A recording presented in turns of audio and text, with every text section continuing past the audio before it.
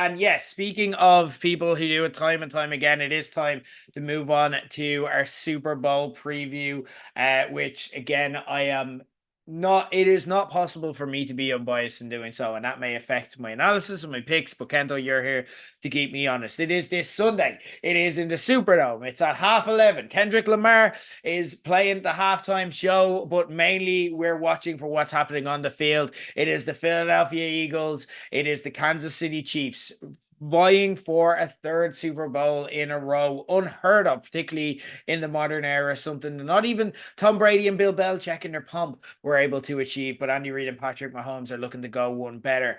There's so many storylines coming into this. Obviously, will the Chiefs win 3 in a row? Who is Jason Kelce going to support, especially if you're a listener like me to the New Heights podcast? Is he going to support his brother Travis or his beloved Philadelphia Eagles? You can listen to last week's episode. He kind of gave an insight into that while remaining firmly on the fence at the same time. Speaking of Travis Kelce, is he going to propose to Taylor Swift, or is Taylor Swift going to end up crying by the end of the night because the Eagles pulverized them? Will Saquon Barkley shove it in the face of those who snubbed him for the MVP? It hasn't happened yet, but we all know it's going to.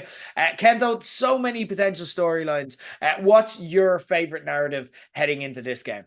I mean, for me, and I know it kind of comes back to what I'm always interested in, which is in 50 years' time, what are people going to ask me about? And this is all coming down to history again. And it's like anytime there's a chance at history, that will overblow any other narrative for me.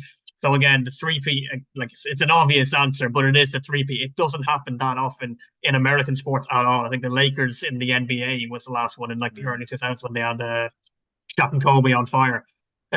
So like this idea, like again, it's like same with the Dubs 5 in a row a couple of years back. Where it's like I don't like that it's happening, but if someone is going to ask me in 60 years, did I watch that team? And I'll go, yeah. That's the same for the Chiefs. Like again, it's not anywhere near what like it's not biased in what my picks are going to be around like that. But in terms of the best narrative for me, it's like we are this close to history. It's like either we get the history or we get the Eagles stopping it, which is going to be an entire another story in itself, and that's going to be an incredible moment. That's like were you there when the Eagles stopped the inevitable force that is the from getting that history in there. It's like, oh, this new dynasty was like, well, they were gonna make history, and then oh no, they couldn't. It's like who stopped them? The Eagles. That's what. So again, it all comes back to history for me.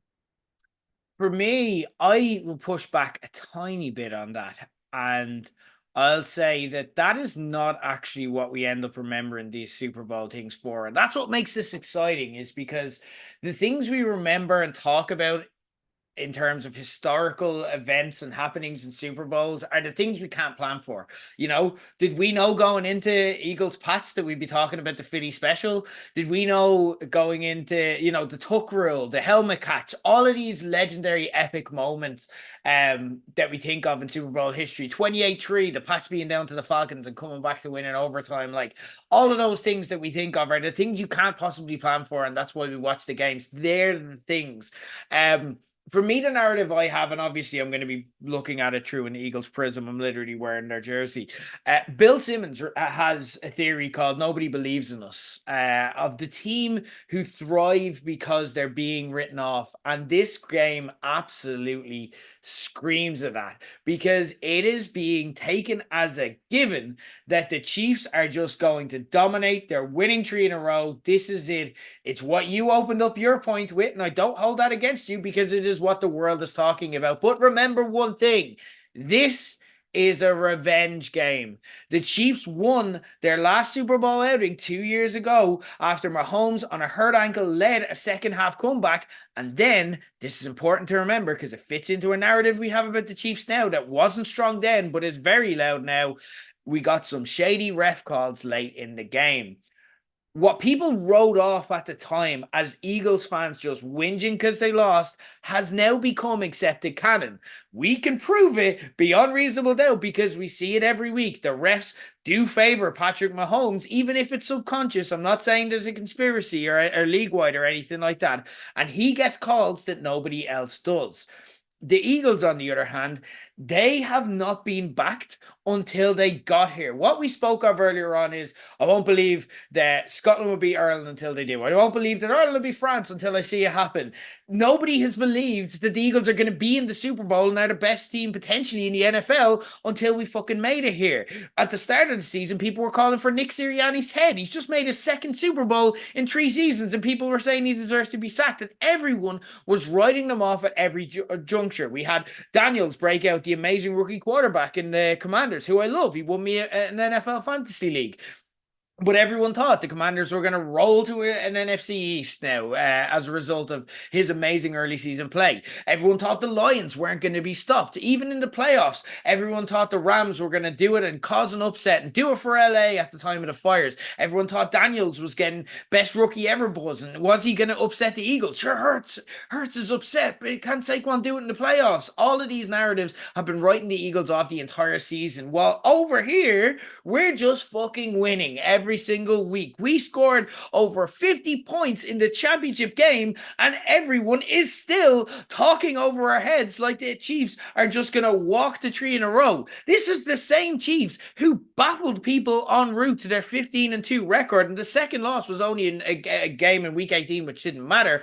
They baffled people for how they were winning it because they were winning games either with weird ref calls or miracle plays like a blocked field goal against the Denver Broncos to win the game. It is time for me, as an Eagles fan walking into this, for the world to see it and respect the Eagles as who we have been all season. And that is the best team in the NFL. Nobody's wanted to admit it because nobody's believed in us. And everyone is saying that it is the Chiefs. And I cannot state how satisfying it is to have so many people text me over the past couple of weeks going, please beat the Chiefs. Please beat the Chiefs. I feel like you might just fucking see it Sunday because I've been telling you since the start of the season, we have what it takes to beat the Chiefs. Finally, I think the world is ready to listen. But now let's get to the game itself, because on one sideline we have Eagles head coach Nick Sirianni and star defensive coordinator of champions Vic Fangio. On the other side we have the literal head coach of champions, former Eagles coach turned Chief Super Bowl winner Andy Reid, flanked by Steve Spagnuolo, who has won all of those Super Bowls alongside him and helped survive the Chiefs survive a down season for their offense by compensating for it on the defensive side. Who has the advantage here on the sideline? I'm glad you mentioned it in the I'm not going to call it a rant, a passionate discussion there, because it is absolutely baffling to think that some Eagles fans were calling for Sirianni to go after, was it a 2-2 start, and they were like, "This isn't good enough, get rid of him." The exuberance. I don't know if Eagles fans were like, you're going to find one. If you look for any opinion online, you'll find someone who says it. Okay. But I thought it was louder outside of the league, because what the Eagles have to deal with, you started me again. What the Eagles have to deal with, and I'll tell you where this comes from. It actually comes from disgruntled Patriots fans like Bill Simmons, who set the tone for a lot of the narratives like this, who are still butthurt that we beat the best quarterback coach combination at their peak in the best Super Bowl game Tom Brady's ever had. We beat him with a fucking backup. So they're the people who are setting this apart. And every time a fucking brotherly shove fails, they're like, sack Sirianni, sack Sirianni. 2 Super Bowls in 3 years, bitches. Sack your own fucking coaches. I definitely can remember there was some Eagles fans. Again, I didn't go looking for it, but I can definitely remember there being a little bit of a narrative from some Eagles fans about Sirianni going, maybe not calling for the goal, but saying, "Oh, is it really working out this year or whatever?" But look, a lot of that, and as you say, a lot of that from people outside the house is, "Oh, gee, teams looks arrogant. Look at them shouting at the Chiefs fans. I can't hear you anymore." A couple of years back, that's fine for me. That exuberance, that's exuberance. That's one of them where you love him as your head coach, and you obviously absolutely do. But to everyone else, he comes right, "Oh, look at that dick." And it's like, you'd love to have him on your team, but you'd love to hate him when he's not. He's Duffer. He's Damien Duff.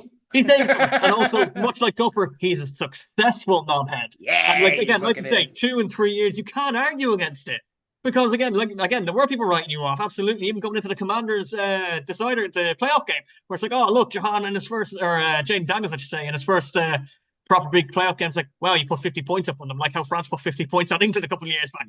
And Fangio's a game changer as well. Looking like, you just said, look, okay, it didn't go well for the Broncos when he was a head coach, but look at what he's done to the teams that he's been over as a defensive coordinator. It's like, I think I was reading it on it might have been the Atlantic actually, where it's like 7 of the last 13 seasons, his defenses have ranked in the top five. And like that is incredible consistency as a coordinator. But look, as you say, when you look across the field, the big red machine Andy Reid, the little redder assistant in Spagnuolo, and then, like you said it yourself, the Chiefs D is what has got them here because whisper quietly, Mahomes has had a kind of a middling year off on the offense. He's not on a great one, and they've been winning ugly, but they've been winning ugly because of their defense. And every single time, like they could have had three dodgy corners, and it's like, oh, the Chiefs are vulnerable here. It's like, right, it's on their defense to make a play, and you just knew, right, Spags going to dial something up here that we haven't seen all game, and he's going to usually a blitz. His timing of his the timing of some of the play calls has been unbelievable in terms of putting pressure on teams. That could backfire if they get too aggressive. I could easily see Jalen Hurts picking out a quick short pass or even a screen to Saquon. I was one of the ones who text you in the immediate aftermath of the Chiefs winning, saying save us, Yeah. Saquon.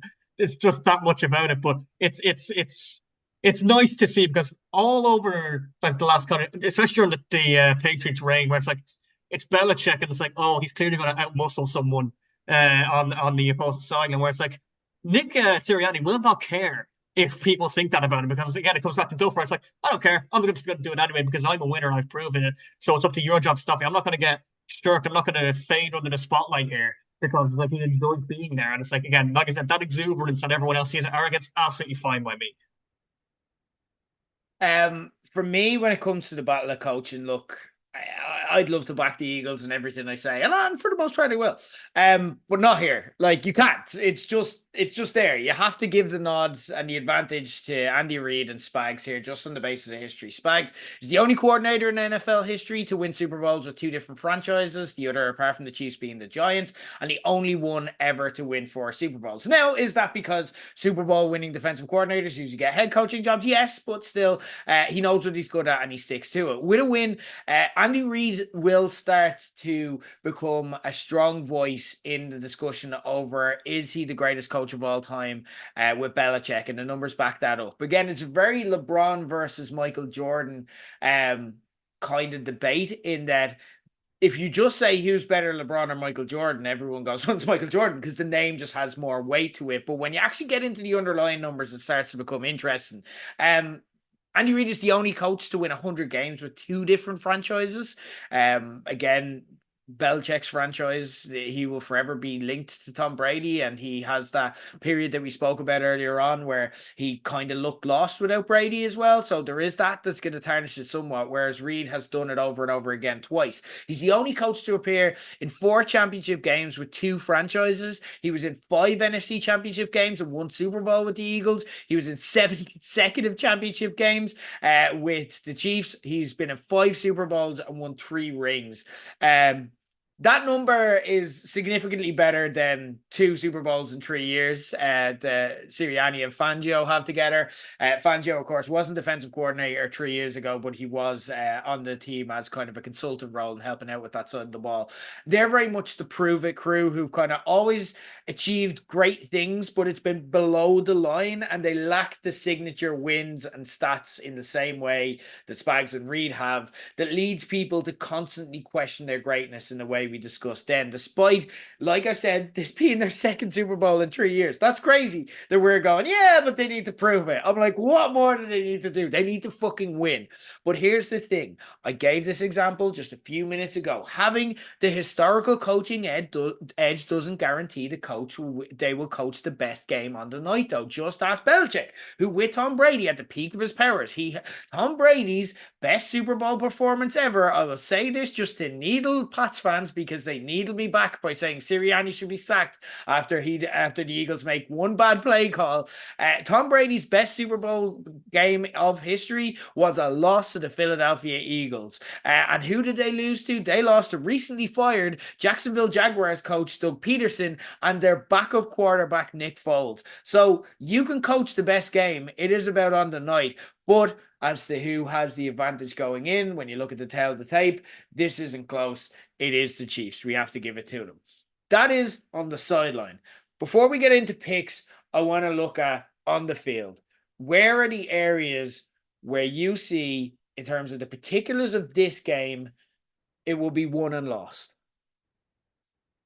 I mean, it all comes down like you've mentioned it in again in the opening few minutes. Saquon probably should have been MVP for the impact that he had on the team. Everyone knew Josh Allen was going to be a star for if the Buffalo Bills wanted to do well. Everyone knew that Lamar Jackson needed to do well for the Baltimore Ravens to do well.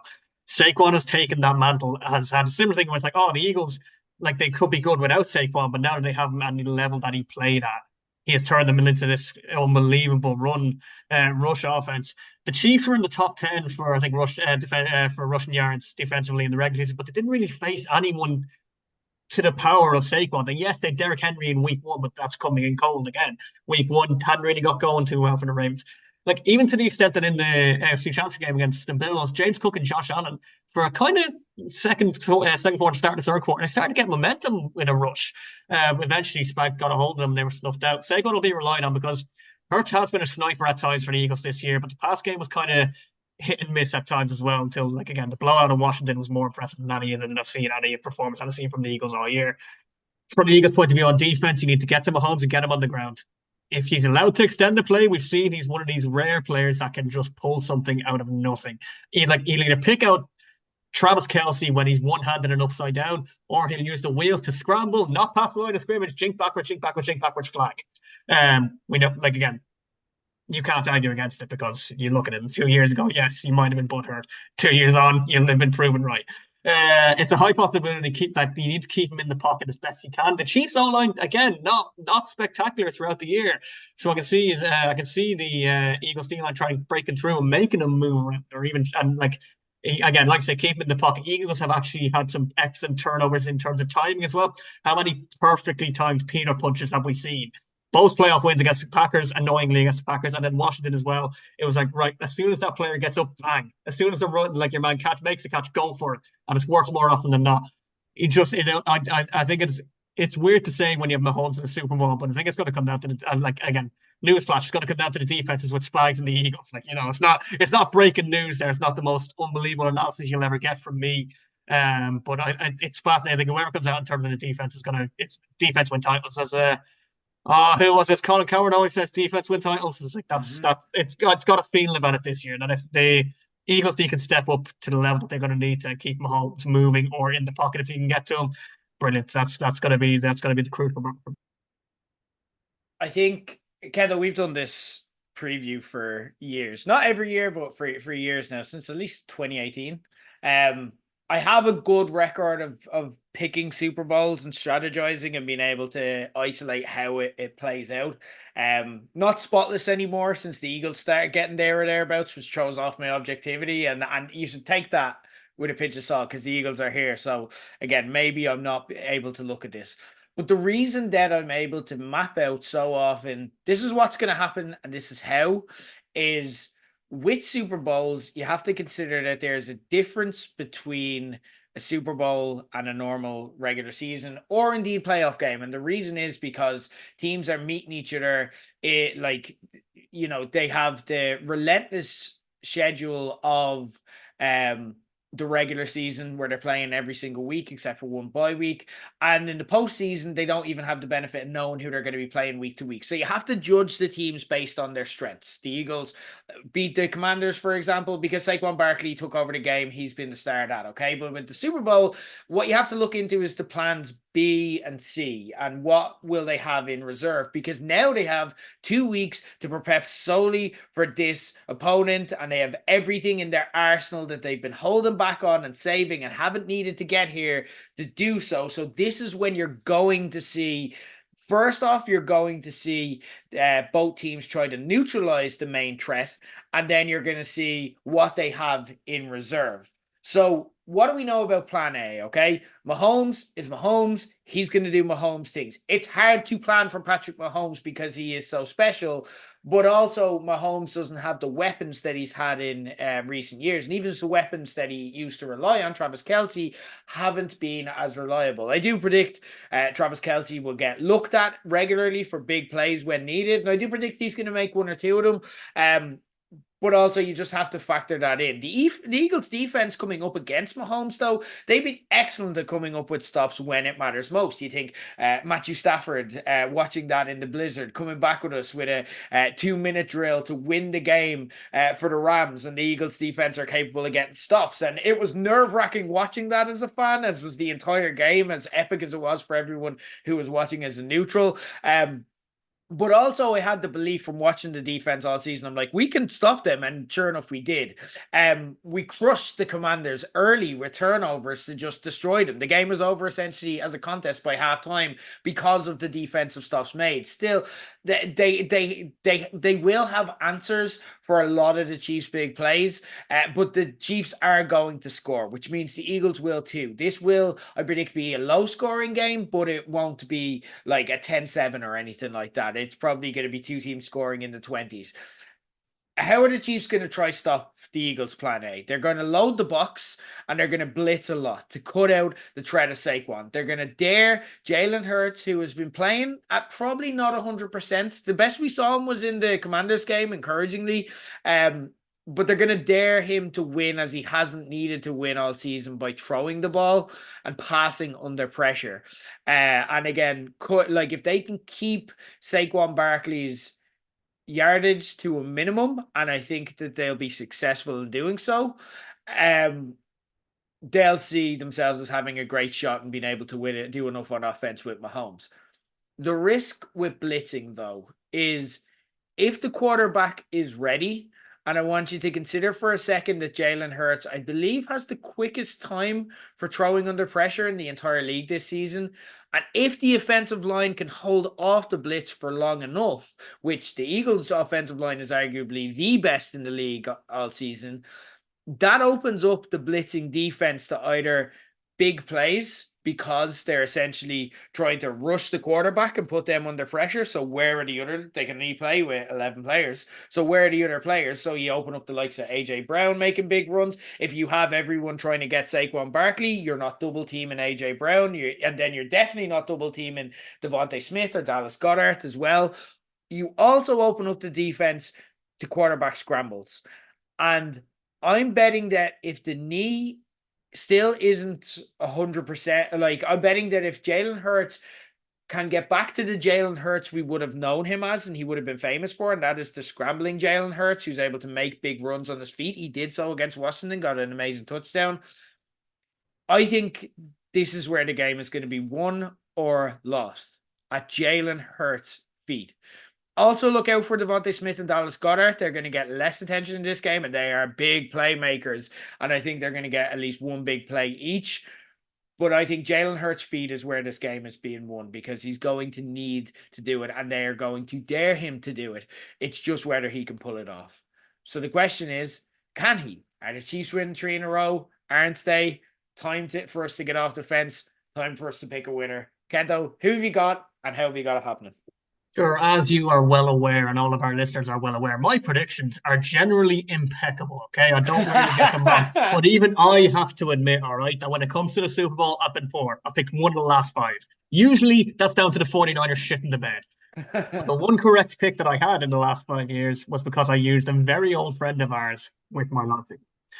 Yeah, Jalen Hurts can get on his wheels. Yeah, Saquon has transcended the NFL with some of his plays. The backwards hurdle is one of them ones that non-NFL fans will be talking about still, because I've seen the picture and gone, huh? Yeah, the tush push, the brotherly shove is inevitable. Yeah, but this is the Chiefs.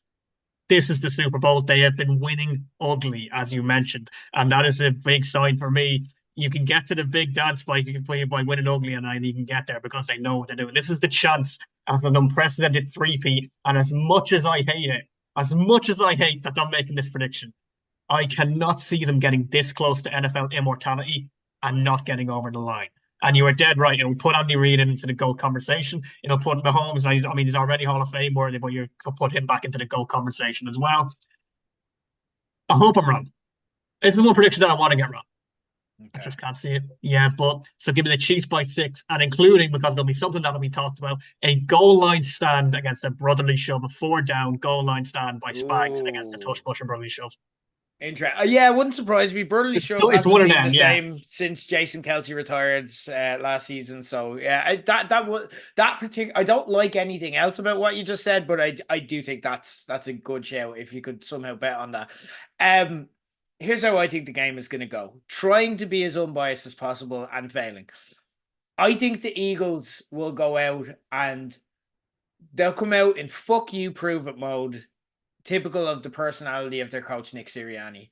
I think they're going to want to do what they did successfully to the Commanders last week and almost did, don't forget, to the Chiefs 2 years ago and come out hot and make sure the game is over before it's even really begun as a contest. And I think they will have some success in doing so.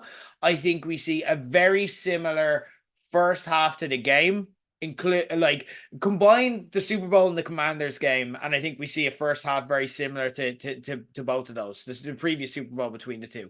I think we see an early big breakaway run from Barkley. I'll stop short of saying a touchdown run, as another low key storyline of Saquon's season has been he's fairly selfless in letting others get a chance to punch in his hard work. So I wouldn't be surprised if we saw a brotherly shove. Jalen Hurts touchdown in any Eagles game is always a good shout because of that. Or like, and this is if you want to put on like a long shot bet. Kenneth Gainwell is still in the concussion protocol and unknown whether to play. Can we see Will Shipley get a second ever touchdown for the Eagles after scoring his first late on in when the game was already over against the Commanders? So I think that's an interesting one. I'm not saying put money on it, but if you want something fun to bet on, I think the Eagles lead at the half, and I think people are questioning, is this over? I think Patrick Mahomes starts to do Patrick Mahomes things in the second half, and we're like, fuck, it's happening again. But like I said, every time this season, it has rested on our defense, and they've needed to make a big play. They've succeeded in doing so. And that is the underlying storyline of these two teams that nobody is looking at. We make stops when it counts. The one thing we couldn't do in the last Super Bowl was stop Mahomes. This time, biased as I am, I'm picking that we stop Mahomes. Eagles 24, Chiefs 21. Eagles win. Eagles fly. That's how we feel the game is going to go. But of course, we have to talk about the bets we used to run a betting show. Bet responsibly, guys, as always. But Kento, it's obviously very early, and we're going to kind of do a bit more research and stuff like that before putting our final bets on. I'll have mine up on Twitter like beforehand as well if you want to check out. But what bets are you looking at and thinking of when you kind of work through this? What bets stand out to you?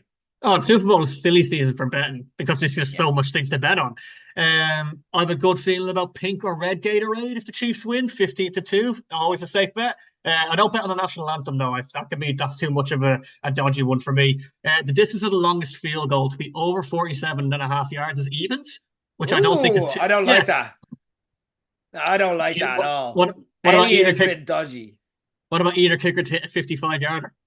No, Elliott is not hitting long field goals this year. So you're literally But backing he the Chiefs. can. Yeah, I don't know. I don't know. Hmm. Like you're It's taking someone who listen. struggled to do something in the most high pressure situation to do it in. I Yeah. just don't feel that's something that I want to put my money on necessarily, if I'm I being think he's been all honest. right under pressure before, especially Like from he's been, distance. he can make kicks that matter. He just isn't making long. I love Jake Elliott. Jake, Yeah, literally, if I didn't have a shady jersey, I'd have a Saquon jersey, and then I'd have a Jake Elliott jersey. Like that'd be my choice for Eagles jerseys in that order. I fucking love Jake Elliott. He is a hero. But he's just struggled from length this year. So I don't. I wouldn't be backing that. If fair. I was, I respect your right to it. Like it's your money, lose it. I need to do more research for the end of the week. But I also have a feeling that there is usually one kind of random score in the Super Bowl. And you mentioned that there Will Shipley could be a good show. I went with Jahan Dotson for the Eagles and Samaje Perine to get a touchdown for Hmm. the Chiefs. It's just there's always one where it's Yeah. like, huh, him? Like in my head, I was like, oh, DeAndre Hopkins would be. This game's like a perfect opportunity for Hopkins to suddenly Yeah. blow up. But it's like, well, that's not really a good bet, is it? DeAndre Hopkins to score anytime touchdown. Oh, that's not going to be good. P. Ryan will get a bit better odds. Like again, I'll do a bit more before the end of the week, and then again, I'm gonna. It's a fascinating one Heather, for me as a neutral. you're breaking one of our like when we used to do the sports betting show, Paddy's New Yacht. You're breaking one of our golden rules. Don't bet on something because it's got good odds. Bet on it because you think it's going to happen, and if it happens to have good odds, you're forgetting the That's what I'm rules. I saying. need P. to. Ryan.